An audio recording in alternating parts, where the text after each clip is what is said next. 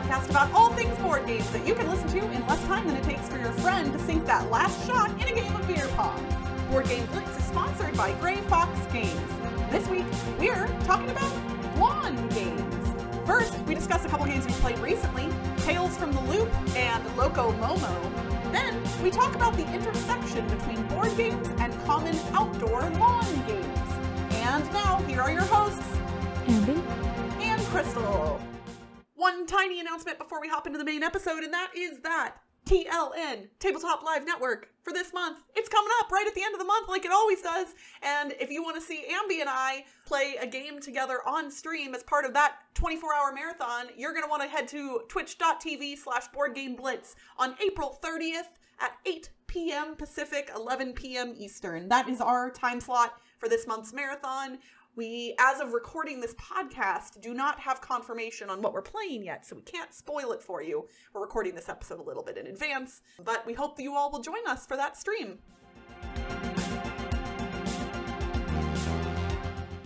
Recently, I got a review copy of Tales from the Loop, the board game, which is designed by Rickard Antroya and Martin Takaichi and published by Free League Publishing. Tales from the Loop, the board game, was based off of the Tales from the Loop TV series, which is a science fiction TV series that was based off of art book by Swedish artist Simon Stålenhag. And that's one of the artists of the board game as well, because it would make sense that if it's based off an art book, you use the art from the art book. Right, that makes sense, yeah. If they were went to a different artist, that would feel a little strange. Yes. But Tales from the Loop is a cooperative board game for 1 to 5 players, plays 90 to 180 minutes, and it has 6 different scenarios. And you pick one when you play the game. So in the game, you're high school kids trying to figure out, well, the objective of the game isn't known until you get through the scenario, but there's weird things happening. There's mechs running around and you want to avoid the mechs and go around, and you could hack into the mechs and do different things. And then depending on whatever the scenario is, you have different objectives. So we played the first scenario. We actually didn't finish the game because it was taking a long time. Yeah, so the main mechanic of the game, well, there's different phases. There's you all start out at school because every weekday you're in school. And then you can move around the board. You can do different actions. You have these action cubes that you put on your board when you use them. So you use an action to move or use an action to scout a machine or do different things, and you just put the cube on your board to show that it's done. But sometimes you can get hurt or get exhausted, different conditions, and to do that you move a cube to this condition part of your board and it stays there. So then the next turn you have fewer actions, and so you can rest to take up an action and get your cube back. But when you get those conditions, you have fewer actions. You have to manage that, so you want to not get that many conditions. And you get these when you fight or do tests, and each time you're doing a test, which is different cards can come up, you're trying to solve these rumor cards in order to progress the story. You have different skills for each character and you have to roll dice to do the tests. So 6s succeed. It's regular 6-sided dice. If you don't succeed, you can go again and become exhausted to do it. So you have to use up one of your actions. But then if you fail, usually it's worse for you. So yeah, so that's the basic gameplay, which reminded me of Arkham Horror, kind of. If you've played that, it's similar with there's tests and you're rolling dice to succeed, and there's different well, I guess in some versions of Arkham or Eldritch Horror, there's a scenario where you're trying to do certain scenarios. But I like the theme of Tales from the Loop, sci-fi, high school kids. Oh, and also if your parents are angry at you, you get grounded. Okay, that's funny. Adorable. That takes up 2 of your cubes, and then you can't really do much. But yeah, so I liked the idea of the game, but the rulebook was horrible. So first of all, the rulebook wasn't comprehensive. There were some rules in there that just didn't exist. For example, I think in the action phase, everyone can just do whatever actions in any order. I can do an action and then you can do 2 actions and then someone else can do actions. But it doesn't say that in the rule book. It just says action phase, when you do actions, you do this. It doesn't say what order. And then also there's chore cards, which are the chores you have to complete by a certain day, but it doesn't explain how chore cards are completed. I realized because of the iconography on the tour card, I could figure it out because there's like a circle in the middle with a number on it. And so I realized, okay, when we get that number of cubes on the tour card, that means it's completed. But it didn't say that anywhere in the rulebook. So yeah, like there were a lot of things that the rulebook did not explain. And then it was also difficult to reference. So that's part of why the game took so long for us. We played like a partial game, and then it was like 2 hours into the game after the rules explanation, I think, and then stopped because it was time for bed. Yeah, so it was just like getting past the rule book was very difficult, and I feel like it might be okay after if you figured out the rules, but not having a rulebook that's easy to reference and not having a comprehensive rulebook is very difficult for playing a board game, I think. And another thing was that, like, I like the idea of the theme, but it didn't feel as immersive to me as I remember Arkham Horror being. It might have been because of the time spent looking up rules that, like, took away from the immersion. So maybe if the game just did more gameplay rather than looking up rules, it would have felt more immersive. But, like, the theme wasn't super exciting while I was playing the game.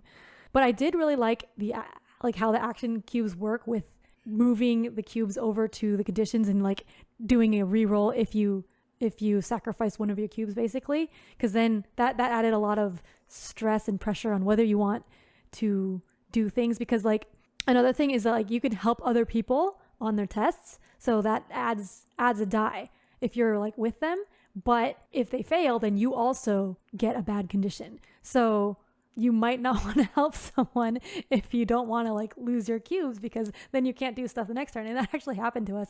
Like the first turn, everyone was helping everyone, and then like everyone got their cubes used up, and then everyone got grounded because like they weren't able to get home for dinner. And so then the next turn, like everyone's like, okay, I'm just staying home. Like I can't do anything. I need to make my parents happy. So I guess that part is kind of thematic, and I liked that action cube mechanism, but like the rule book, I'm just so sad that the rule book was so bad.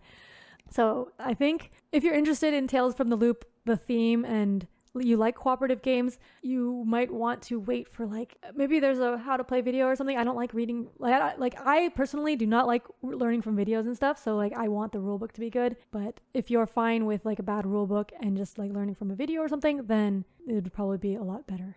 So yeah, that's Tales from the Loop, the board game. Well, the game I'm talking about today has one of the most adorable themes of just about any board game I've ever played. The game is called Loco Momo, and the theme of the game is that there's a group of animals that live in a magical forest called Loco Momo, and one day they stumble across a camera. And they're like, wow, look at this cool new toy. And they're like, well, who's going to get the camera? And so they decide whoever takes the best photo with the camera gets to keep it. All of that being said, the theme really truly does not come through in the gameplay at all.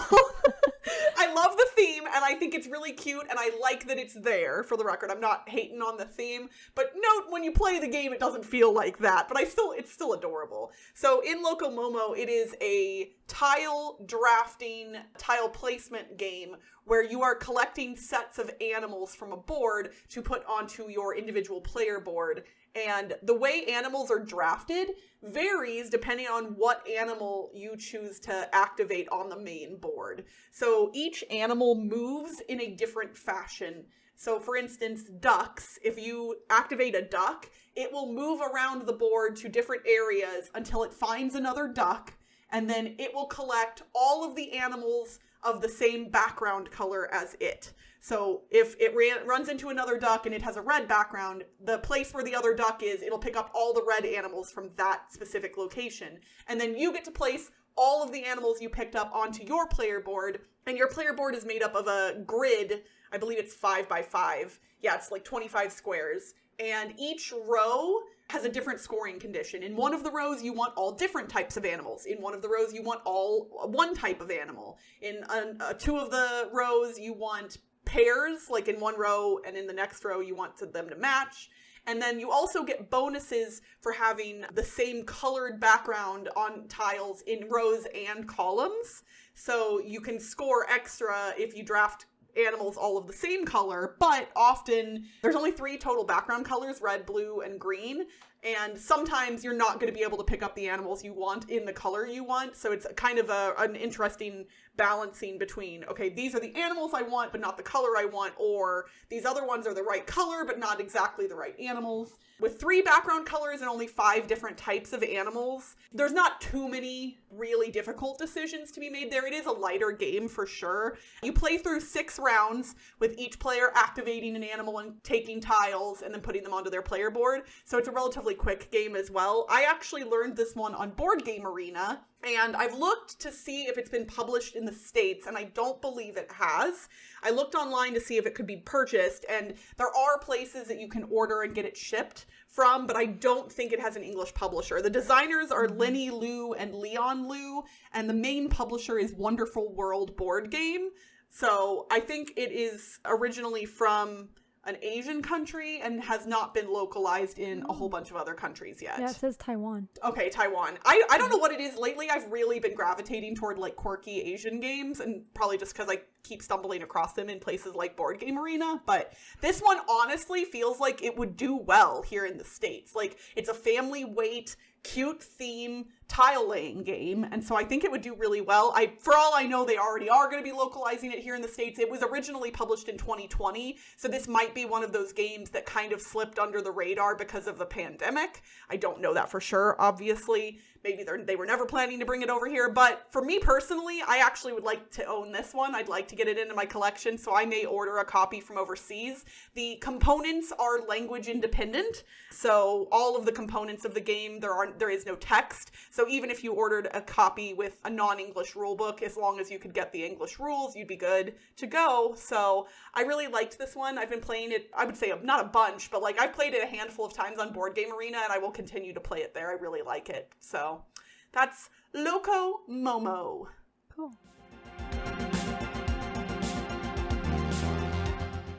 When you've done more than 150 episodes of a podcast about a single topic, such as board games, it can be quite difficult to come up with new topics to talk about. This is why sometimes we revisit topics we've discussed in the past, and why sometimes we tweet, hey, tell us what you want to hear us talk about, which is what we did recently. And friend of the show and longtime, I think, original Blitzketeer listener, Nick Nyobari, tweeted at us and said that he wanted to hear us talk about lawn games. And Ambie and I were both like, that's actually...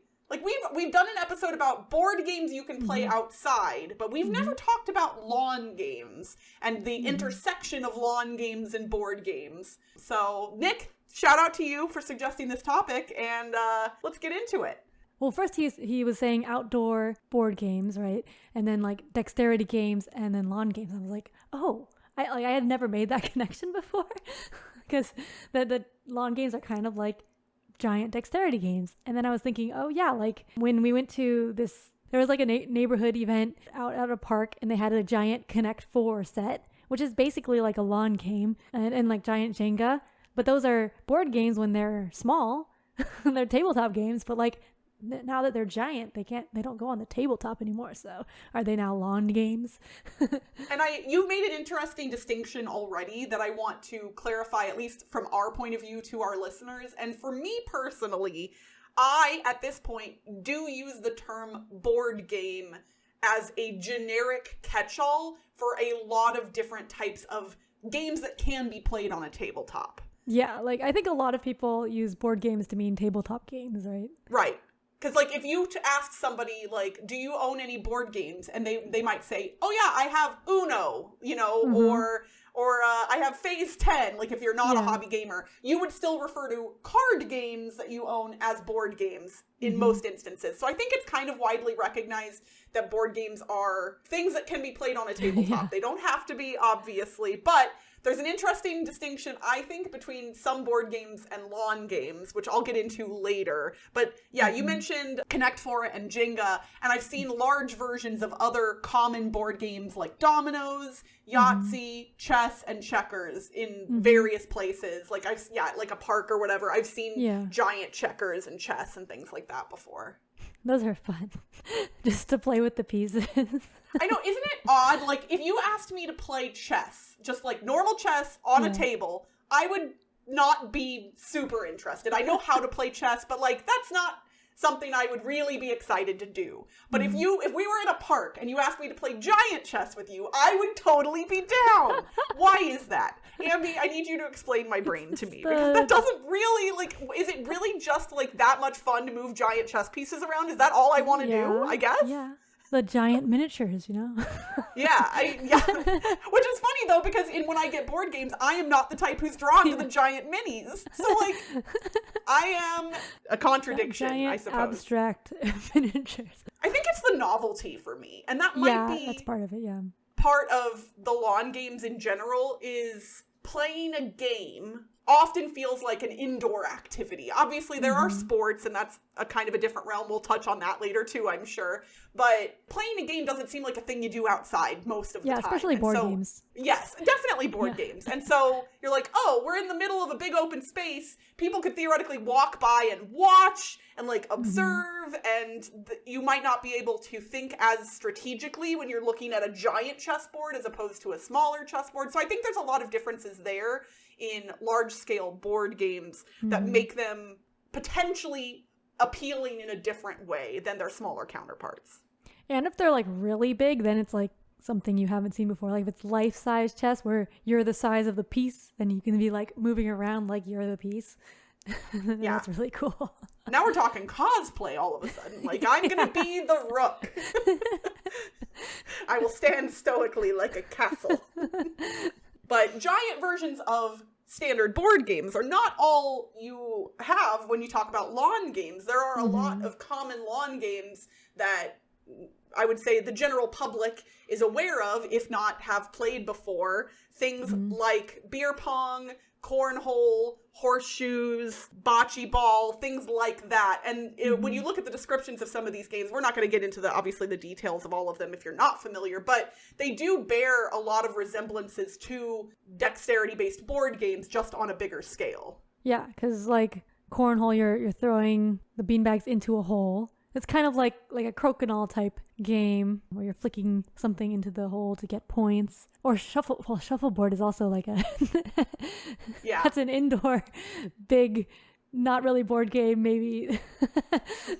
Well, and like beer pong, when you're trying to put little balls into cups, that's kind of like even that pop-up game that you were talking about in a recent episode. Fire in the hole, yeah, like there's some similarities there. Yeah. So yeah, Fire in the Hole inspired by beer pong. The one that I've always been drawn to, and I don't know if there's like an official name for it. It's Ladderball is what I found online. They're basically like these standing things that have rungs on them, like 3 rungs, and then you have golf balls that are attached by a rope, like 2 golf balls, and you fling the golf ball rope thing and try and get it to attach to one of the poles, basically. And I don't know why, but that one has always been super appealing to me. Whenever I see that one, I want to play it. That one's fun. It's tough, I think. I've only played it a few times. Okay, so these are all games that scale-wise are bigger than board games. Are they board games? Based on our loose definition of what a board game is, are they board games, Ambie? Well, so when I think of board games, I think of games that are played on a tabletop. So I don't even know if like giant board games count as board games in my definition. So you're thinking like if chess is in a park, it is no longer a board game? Like, I don't know. Like what happened to it? Okay, so you and I might be on the same page because I think I've come up with my own self-imposed rule for what the difference is. And I think some giant board games count as board games and others don't. The reason I think this is because I think board games generally need to be mobile.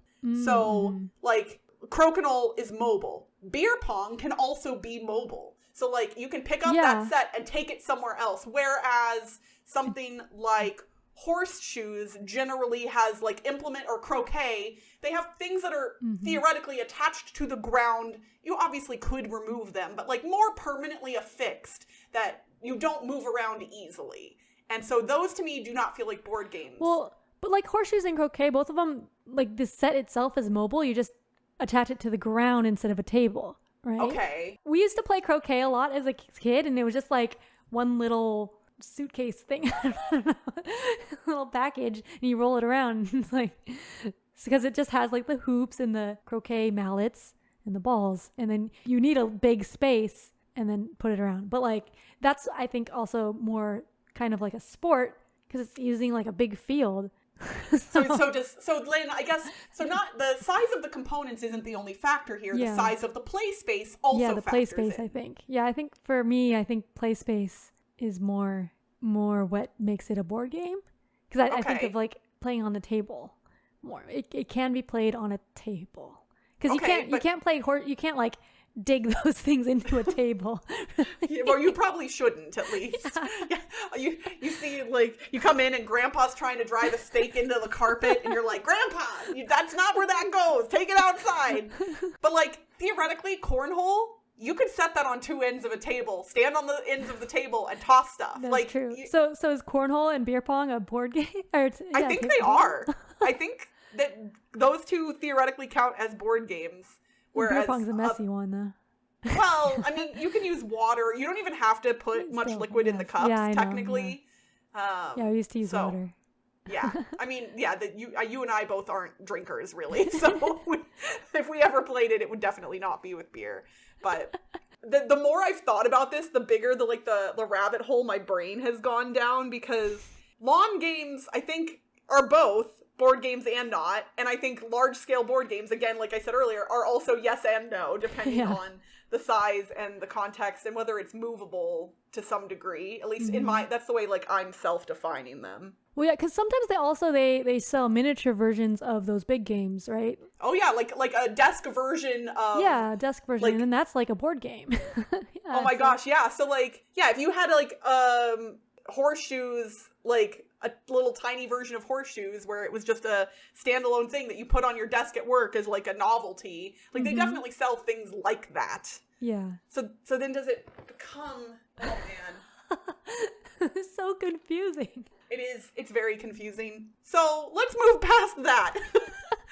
And I wanna know from you, Ambie, what dexterity-based board games, like things that we would commonly refer to as board games normally, the stuff we would usually talk about on our podcast. BGG. Which ones do you think you would enjoy, or maybe even like just the mass market would enjoy as a like weather-resistant, large-scale backyard version of a thing? Ooh, I think ICECOOL would be cool as a big version. Well, okay, but then would you be able to pull off trick shots, though, is the thing. I don't know. You gotta kick it. Yeah, oh, you have to kick it? Oh my gosh, we're gonna have broken toes as soon as we start playing that. I just think that would look really cool, but... I have to say, I'm a little sad that your first response was not the thing that came to my mind immediately. Oh, like strike? Yes, like strike! We definitely need giant strike.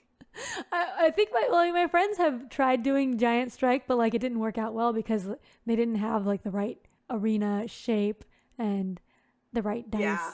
Well, and the physics of dice change when you scale them up. So it probably would not work as well. But like, as a novelty, as a fun thing to just own, I would definitely buy a large copy of Strike, even if it physics-wise didn't work the same as its smaller counterpart. The other one that came to mind for me, which I don't think it could be too big, it would have to be like scaled up relatively, but Catch the Moon I think would be a really good one. Like the ladders that you have to stack on top of one another. Again, I'm not talking life-size ladders here because it would become impossible immediately. That's just what goes into my mind, like life-size. Every time I think giant, it's like life-size. Yeah, like we got giant ladders and you're stacking them up and little Timmy has to climb up on the roof to put his piece on. If you do a life-size Men at Work, you just like build a... you just literally hire some construction workers and be like, stand with your legs and arms apart awkwardly, and I'm just gonna put this beam on you and this brick on your other arm. Just stand there, it's fine. Ooh, a large version of Tokyo Highway would be fun too. Oh, I mean, not life size, but like this is more a serious. We're not building actual highways. Oh my gosh. No, because that one, it's just like little popsicle sticks, but then having like 2x4s? I don't know. Yeah. Balancing those, that would be interesting. It might be kind of dangerous.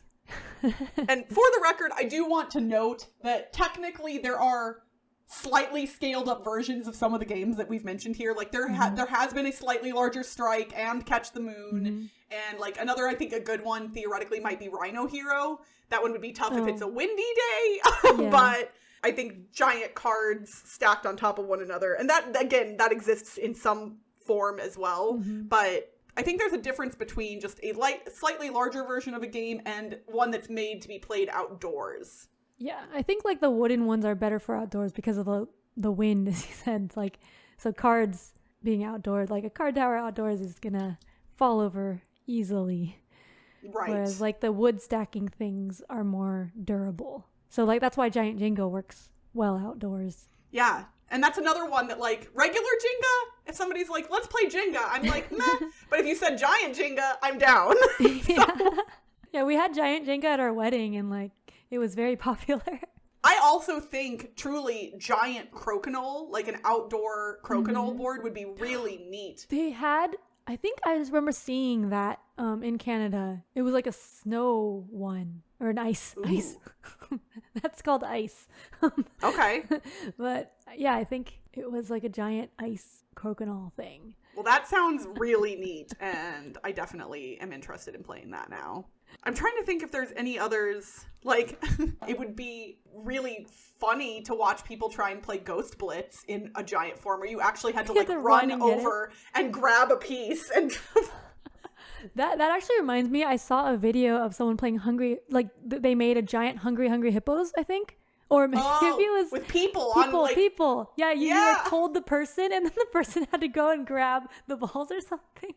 Like I have seen that holding too. the people like lawnmower type. Yeah, like they're like on like one of those, the things I had in preschool, the little like flat boards with wheels on them. Oh yeah, I don't know what those are that's called. How it was, and then like someone else was holding them and pushing boards them. or something. I don't know what they're called, but yeah. And they would just be like on their stomach on those with their arms out trying to grab balls. Yeah, I would also totally I guess that's play another that. thing. Like an alternative to giant board games is like you use yourself as the component, as a player piece, as the hippo in Hungry Hippos. Yes.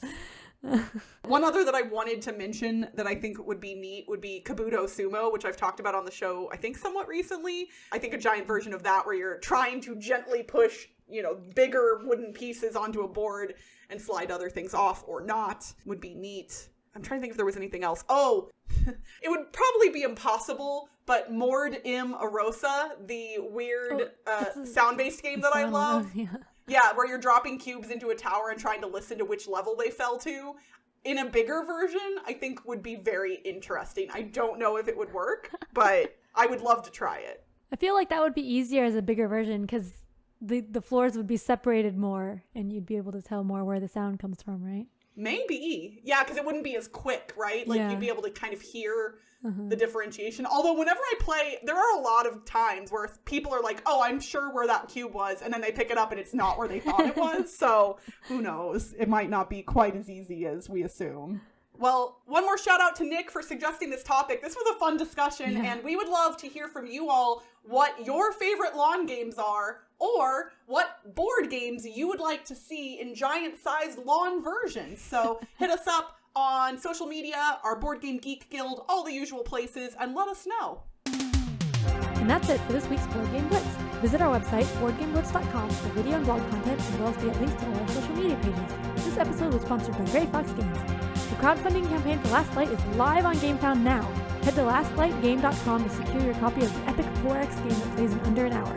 And if you're looking for other Gray Fox games, don't forget you get 20% off non-exclusive items at grayfoxgames.com. Just use the code GFGBLITZ2022 at checkout. Join the Blitzketeer community on Discord by following the link in the show notes. You can support the show by leaving us a rating and review on your podcast provider.